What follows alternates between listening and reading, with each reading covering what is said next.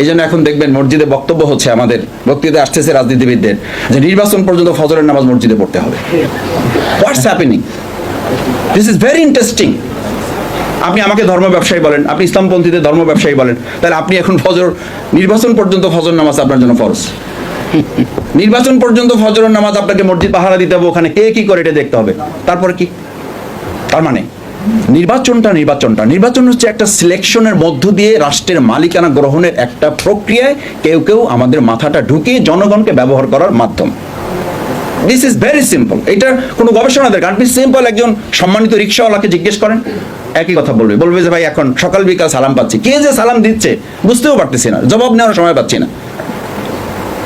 তার মানে পরে বলছে যে পরে হচ্ছে এই সালাম দেওয়া লোকগুলোই কয়দিন পরেই আমার ইজ্জত, আমার সম্মান, বলবে এই খালি, আমাকে রিক্সাওয়ালাও ডাকে না, এই খালি এদিকে আসো। ওঠার পরে আমাকে দাম জিজ্ঞেস করে না, বললাম স্যার দামটা বলে না। সরি, আমি বলছি যে একেবারে সিম্পল ইস্যু কিন্তু এগুলো, দামটা বলে না, বলছে দাম আবার বলবো কি, চলো আগে, এত কথা বলতে হয় কেন?